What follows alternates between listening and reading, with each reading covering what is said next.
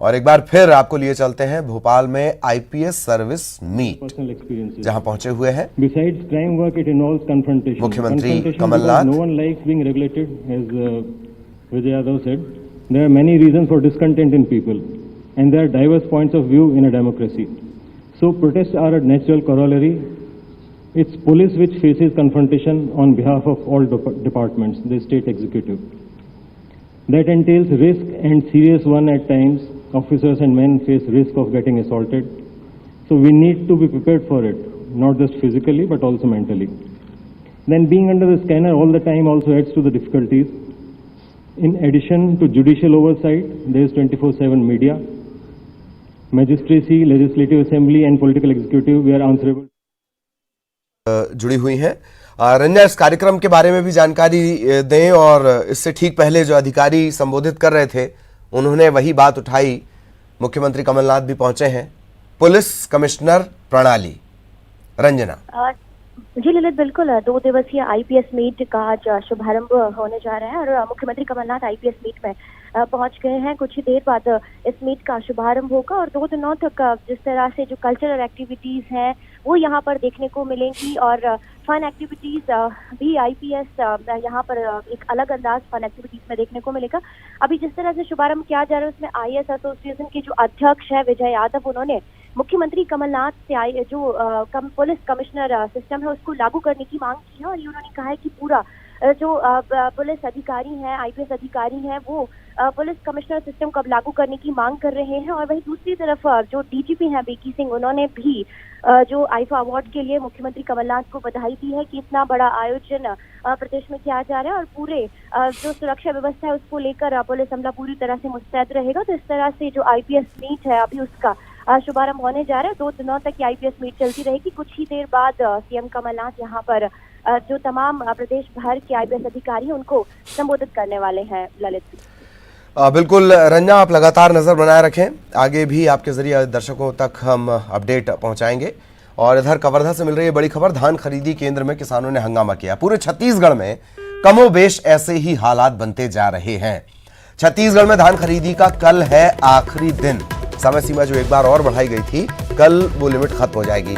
मंत्री अलग अलग तरह की बातें कर रहे हैं, कांग्रेस के नेता अलग तरह की बातें कर रहे हैं, विपक्ष हमलावर है। इन सब के बीच किसान बारदाने की कमी को लेकर हंगामा कर रहा है। बारदाना लेकर आए ट्रक को किसानों ने रोक लिया है। खरीदी केंद्र में कम बारदाना लाने से किसानों में गुस्सा है।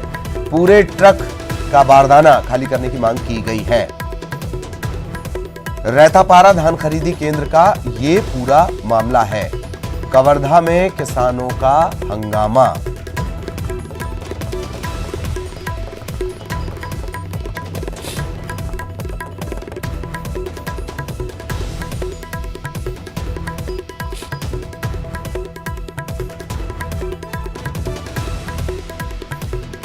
मांग के अनुरूप बारदाने की व्यवस्था की मांग की गई है। अब जबकि सिर्फ एक दिन किसानों के पास बचा है और लगातार वो अपना धान खरीदने के लिए धान खरीदी केंद्रों पर पहुंच रहे हैं, उन्हें पता चल रहा है बारदाना यानी बोरा वही नहीं है। धान खरीदी केंद्र पर किसान जमकर हंगामा कर रहे हैं। बात सिर्फ कवर्धा की नहीं, तमाम जो छत्तीसगढ़ के अलग अलग जिले हैं वहां से इसी तरह की खबरें आ रही हैं। बारदाने की कमी को लेकर एक बार वैसे भी बवाल हो चुका है, पूरे देश में बवाल हो चुका है। बावजूद इसके बारदाने की कोई व्यवस्था क्यों नहीं? 85 लाख मीट्रिक टन का जब टारगेट रखा जाए और बारदाने की व्यवस्था ना हो तो ये व्यवस्थाओं की पोल खुलती नजर आती है, दावों की पोल खुलती नजर आती है। कवर्धा में इस वक्त हंगामा हो रहा है। किसान ये कह रहे हैं कि जो ट्रक बारदाने लेकर आया है उससे पूरे बारदाने यहीं पर खाली कर दिए जाए, यहीं पर उतार दिए जाए। लेकिन बाकी जिलों में भी बारदाने की कमी है। धान खरीदी का आखिरी दिन है कल तक की मियाद बढ़ाई गई है। सरकार ने कहा था एक एक दाना धान खरीदेंगे। एक एक दाना धान छोड़िए, क्विंटलों से धान किसानों के पास बचा हुआ है। बावजूद इसके व्यवस्थाएं जस की तस है। इतनी लचर व्यवस्थाएं हैं कि किसान रात रात भर इंतजार कर रहा है, खराब मौसम में इंतजार कर रहा है, अपने धान को लेकर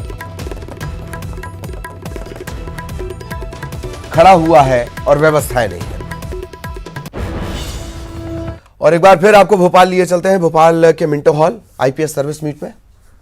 All of you are members of a police force in Madhya Pradesh, a very complex state. India is a complex country. There is no country in the world as complex as India.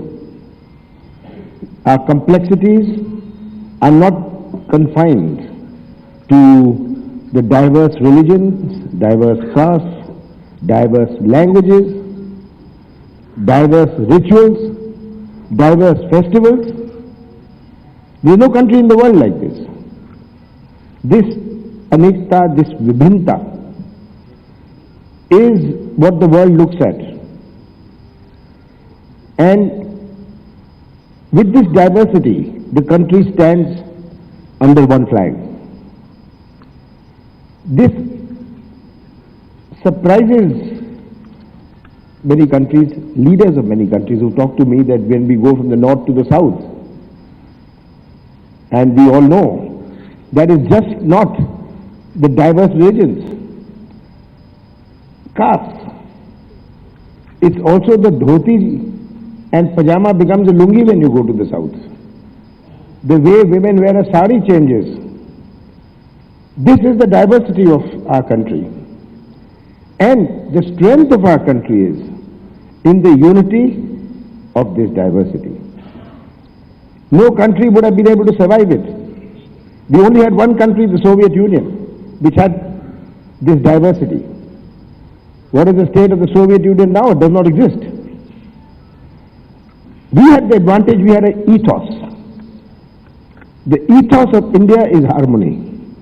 The ethos of India is tolerance. And if you start from thousands of years ago, from the Chandragupta time, go to Ashoka, go into history, it is a record of tolerance and brotherhood, record of harmony.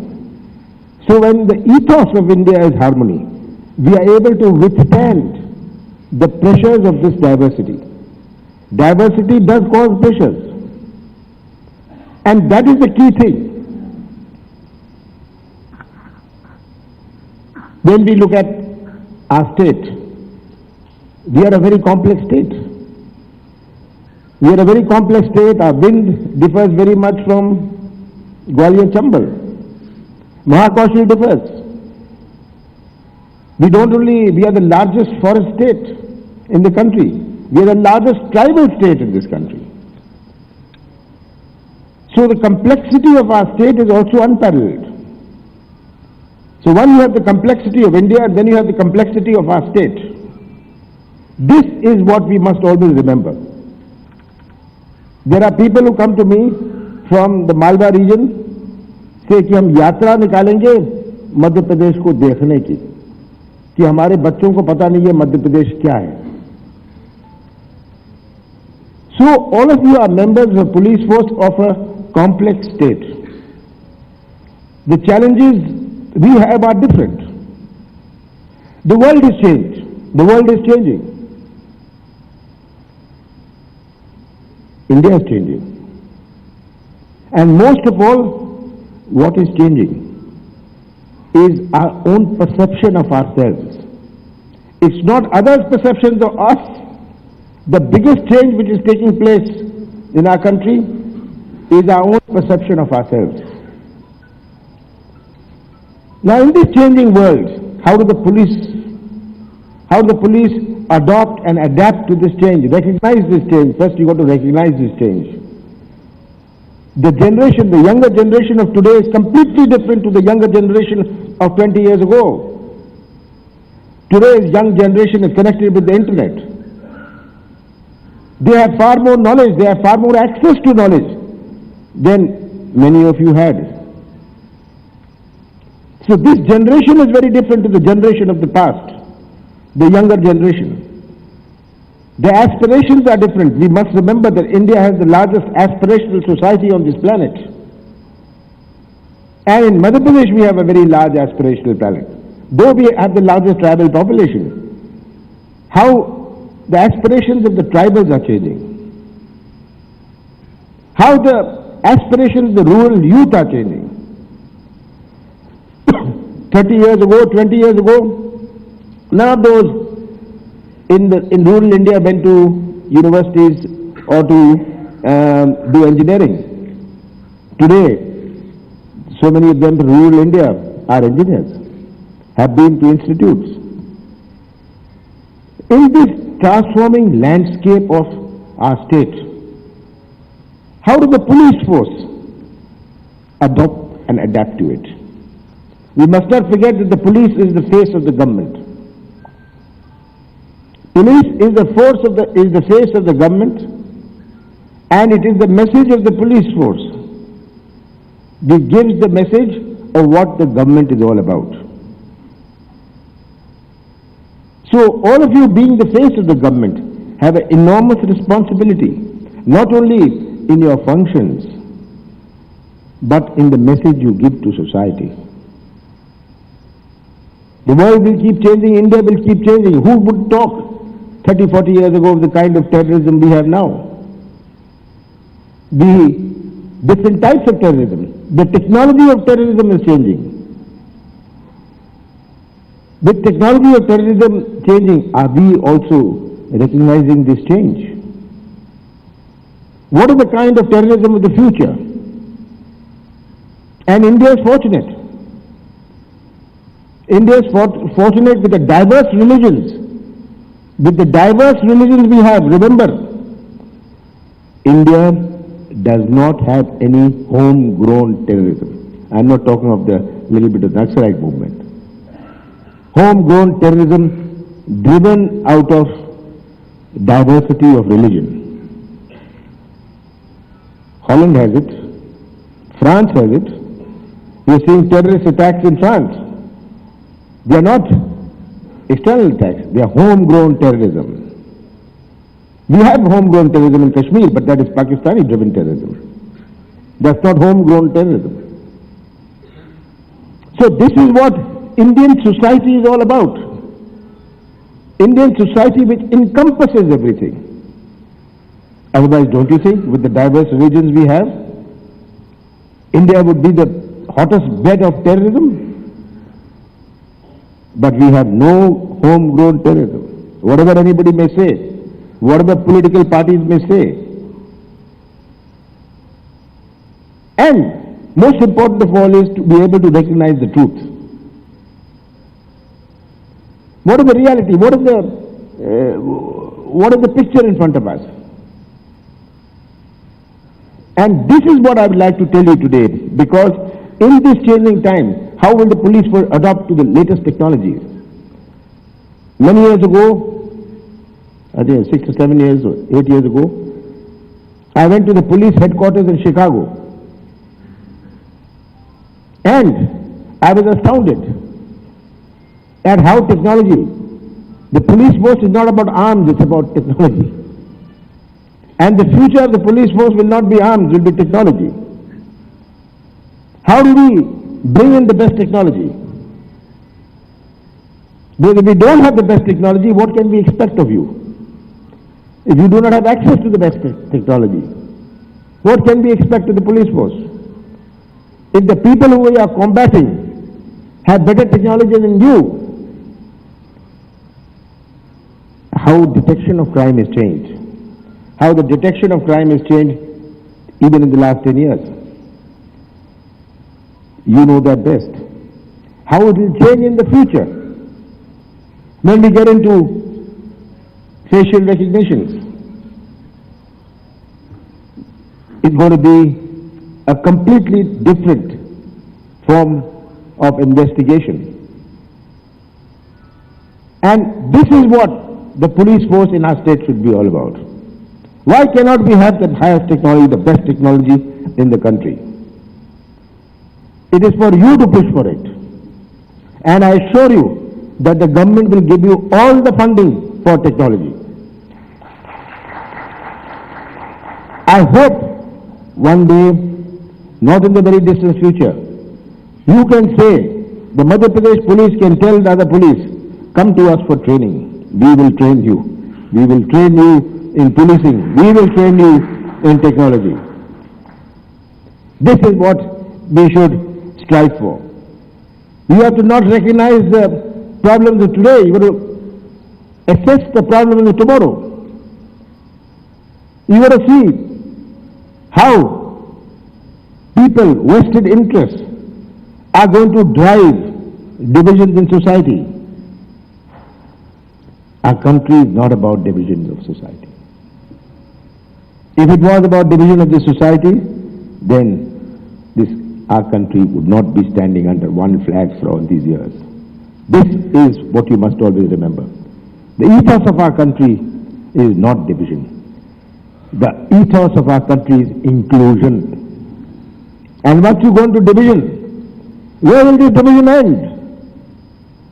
Where will the division end? Will it end with division in language? Will it end in division of caste?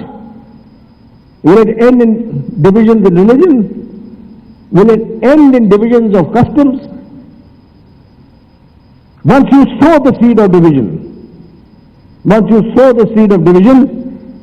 remember, you have sown the destruction of our country. This is what's most important we must remember.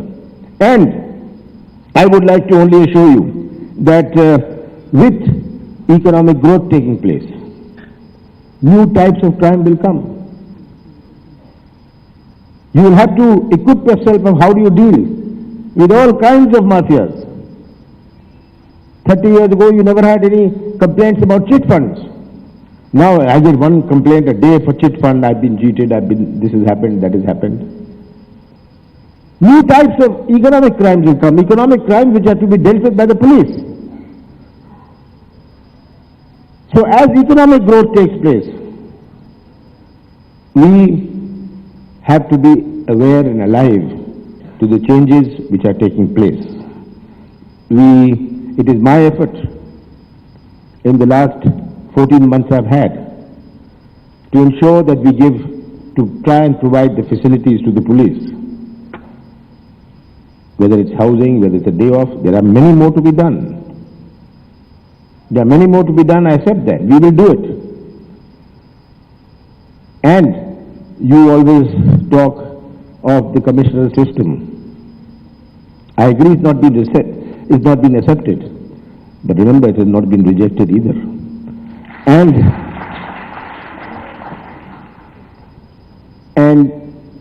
we will work because there has to be harmony in governance. There has to be harmony in governance. You cannot split the organs of governance. You are one of the organs of governance. We will not cause a split between the organs of governance. The organs of governance must work together. And I would only say that you have a chance to play a great role in the future of Madhya Pradesh. Respect your uniform. Respect your uniform despite everything. Your commitment, your oath is to your uniform. Respect it, and I have no doubt that Madhya Pradesh will be one of the finest forces in the country. Thank you very much.